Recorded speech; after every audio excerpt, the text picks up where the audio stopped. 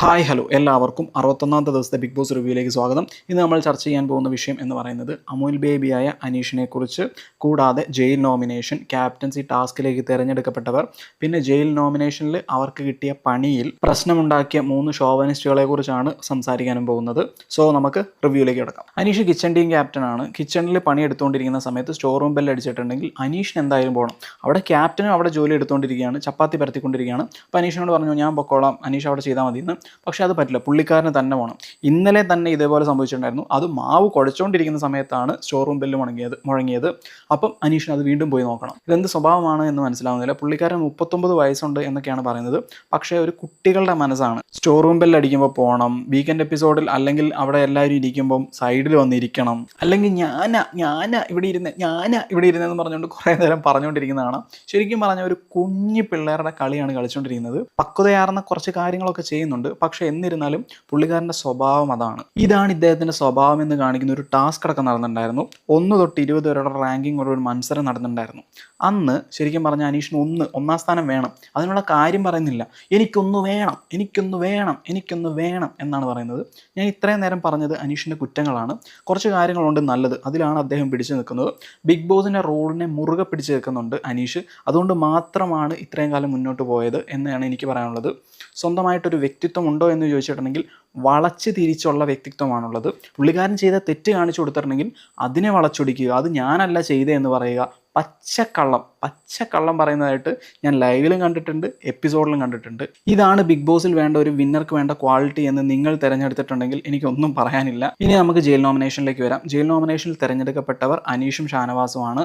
ഷാനവാസ് പോകാനുള്ള കാരണം ആ മട്ടൻ ഇഷ്യൂ ആണ്. അനീഷ് പോകാനുള്ള കാരണം ഇന്നത്തെ രാവിലത്തെ ഇഷ്യൂ ആണ്. പുള്ളിക്കാരൻ ഈ കിച്ചൺ ടീമിൻ്റെ കാര്യം നോക്കാതെ ഈ സ്റ്റോർ റൂമിലേക്ക് പോയ കാര്യം. പിന്നെ നടന്നത് ക്യാപ്റ്റൻസി ടാസ്കിലേക്കുള്ള തിരഞ്ഞെടുപ്പാണ്. അതിൻ്റെ അകത്തേക്ക് തിരഞ്ഞെടുക്കപ്പെട്ടവർ ആദില, ജിസൈൽ, ലക്ഷ്മി എന്നിവരാണ്. ആദിലയ്ക്ക് പകരം ശരിക്കും പറഞ്ഞ അനുമോളായിരുന്നു അവിടെ വരേണ്ടിയിരുന്നത്. അനുമോളാണ് അത്യാവശ്യം നല്ല രീതിയിൽ ഈ ആഴ്ച പെർഫോം ചെയ്തത് എന്നാണ് എനിക്ക് ഫീൽ ചെയ്തത്. ഇനി നമുക്ക് ഇന്നത്തെ പ്രധാന ഇഷ്യൂയിലേക്ക് വരാം. Binny and Shanavas issue. Jail task ആയിട്ട് കിട്ടിയത് അരി കല്ലേൽ അരയ്ക്കുക എന്നുള്ളതാണ്. ആദ്യം അനീഷ് ചെയ്തിട്ട് ബാക്കി ഷാനവാസ് ചെയ്യും എന്നാണ് അവരുടെ ഇടയിലുണ്ടായിരുന്ന ധാരണ. അപ്പോൾ ബിഗ് ബോസ് വിളിച്ചു പറഞ്ഞു 2 പേരും കൂടെ ചെയ്യണം, ഒരാൾ മാത്രമല്ല ചെയ്യേണ്ടത് എന്ന്. അത് കേട്ടിട്ട് ബിന്നി ജയിലിൻ്റെ അടുത്തേക്ക് വരികയും ഇവരോട് 2 പേരോടും കമ്മ്യൂണിക്കേറ്റ് ചെയ്യുകയും ചെയ്തു. അപ്പോൾ ഷാനവാസ് നൈസായിട്ട് ബിന്നിനെ ആക്കി വിടുന്നുണ്ട്. അപ്പോൾ ഒരു ടാസ്കിൻ്റെ ഭാഗമായിട്ട് ബിന്നി അകത്ത് കയറി പോവുകയാണ് ചെയ്തത്. ശരിക്കും പറഞ്ഞാൽ നല്ല രീതിയിൽ ചമ്മുന്നുണ്ട് ബിന്നി അവിടെ. പിന്നെ KP നമ്പൂതിരിസിൻ്റെ ഒരു ടാസ്കും കഴിഞ്ഞ് പിന്നെ ഒരു ഡെയിലി ടാസ്കും കൂടെ കഴിഞ്ഞിട്ട് ഇവർ ഈ മാവൊക്കെ ആയിട്ട് അവശരായിട്ട് പിന്നെ നമ്മുടെ അനീഷിൻ്റെ കയ്യിലൊക്കെ മൊത്തം മാവും കാര്യങ്ങളൊക്കെ ആയിട്ട് നിൽക്കുകയാണ്. അപ്പോൾ അവർക്ക് കൈ കഴുകണം, ഒന്ന് വാഷ്റൂമിൽ പോകണം എന്ന് പറഞ്ഞ് ബിന്നിനെ വിളിക്കുകയാണ്. അപ്പോൾ ബിന്നി നൈസായിട്ട് അടവിറക്കി എന്നോട് പറ ഞാൻ നല്ലൊരു ക്യാപ്റ്റനാണ് എന്നുള്ള രീതിയിലൊക്കെ പറഞ്ഞാൽ ഞാൻ ഡോറ് തുറക്കാം എന്നുള്ള രീതിയിൽ അനീഷിനോടും ഷാനവാസിനോടും പറഞ്ഞു. അതെന്തായാലും ഞങ്ങൾ പറയാൻ പോകുന്നില്ല എന്നുള്ള രീതിയിൽ സംസാരിച്ച് വരികയും 2 പേരും കൂടെ വാഗ്വാദത്തിൽ ഏർപ്പെടുകയും ചെയ്തു. 2 പേരുടെ ഈഗോ ഹേർട്ടാവുന്നുണ്ട്. അവിടെ ഷാനവാസിൻ്റെയും ഹേർട്ടാവുന്നുണ്ട്, നമ്മുടെ ബിന്നീൻ്റെയും ഹേർട്ടാവുന്നുണ്ട്. ബിന്നി ഉടക്കാൻ വേണ്ടി തന്നെ വരുന്നൊരു ആറ്റിറ്റ്യൂഡായിട്ടാണ് വന്നത്. ബിന്നിക്ക് അങ്ങനെയുള്ളതാണ്. ഒരാൾ ചൊറിഞ്ഞിട്ടുണ്ടെങ്കിൽ അത് തീർക്കാതെ ബിന്നിക്ക് ഒരു ഹാലളകി നിൽക്കുന്നൊരു സ്വഭാവമുണ്ട്. അതാണ് ശരിക്കും പറഞ്ഞാൽ ബിന്നി അവിടെ കാണിച്ചത്. ഷാനവാസും വിട്ടുകൊടുത്തില്ല. ഷാനവാസിൻ്റെ കയ്യബദ്ധം എവിടെയാണ് പറ്റിയത് എന്ന് വെച്ചിട്ടുണ്ടെങ്കിൽ ഷാനവാസിൻ്റെ കയ്യിലൊരു സ്പൂൺ ഉണ്ടായിരുന്നു.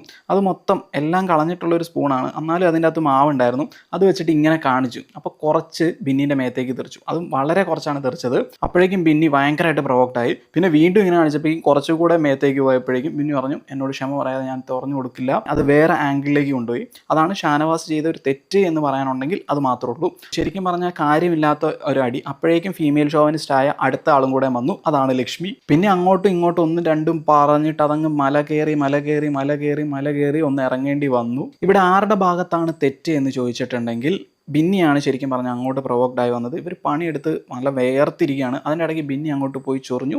ഇവർ കയറി മാന്തി. ഇവരെന്നല്ല, ഷാനവാസ് കയറി മാന്തി. ഇതാണ് സംഭവിച്ചത്. ഇതിൻ്റെ ഇടയ്ക്ക് ലക്ഷ്മി കയറുകയാണ് ചെയ്തത്. ഇത് പക്ക ഈഗോ ബേസിസ് ആണ്. അല്ലെങ്കിൽ മെയിൽ ഷോവനിസ്റ്റായ ഷാനവാസും ഫീമെയിൽ ഷോവനിസ്റ്റായ ബിന്നി അല്ലെങ്കിൽ ലക്ഷ്മി എന്നിവരും തമ്മിലുള്ള ഒരു പ്രശ്നമായിട്ടാണ് എനിക്കിതിനെ കണക്കാക്കാൻ പറ്റുന്നത്. ഇതിൻ്റെ അകത്ത് ആരുടെ ഭാഗത്ത് നിൽക്കാനാണ് ഞാൻ താല്പര്യപ്പെടുന്നത് എന്ന് വെച്ചിട്ടുണ്ടെങ്കിൽ ഷാനവാസിൻ്റെയാണ്. ഓഫ് കോഴ്സ് അവർ ആ പണിയെടുത്തിട്ട് ആ വെയിലത്തിരുന്ന് പണിയെടുത്തിട്ട് മാവൊക്കെ ആട്ടിയിട്ട് ജസ്റ്റ് ഒന്ന് കൈ കഴുകണം എന്ന് പറഞ്ഞപ്പം ബിന്നി തനിക്കുണം കാണിച്ചു. പ്രൊവോക്ഡ് ആക്കിയതാവാം, പക്ഷെ എന്നിരുന്നാലും അത്ര ഇറിറ്റേറ്റ് ആയിരിക്കുന്ന സമയത്ത് കൊണ്ടുപോയി ചെയ്യേണ്ട ഒരു ക്യാപ്റ്റൻ്റെ കടമയല്ലായിരുന്നു അത് എന്നാണ് എനിക്ക് പറയാനുള്ളത്. ജസ്റ്റ് 2 പ്രാവശ്യം പറയാം, എന്നിട്ടും ചെയ്തില്ലെങ്കിൽ വാതിൽ തുറന്നു കൊടുക്കുക എന്നുള്ളതായിരുന്നു. ഇത് കടിച്ചു തൂങ്ങി കയറി ഒരു കാര്യം പിടിച്ചു. പിന്നെ അതിൻ്റെ അകത്ത് കിടന്ന് മെഴുകുകയാണ് ഉണ്ടായത് എന്നാണ് എനിക്ക് ഫീൽ ചെയ്തത്. നിങ്ങളുടെ അഭിപ്രായം കമൻറ്റ് ബോക്സിൽ രേഖപ്പെടുത്തുക.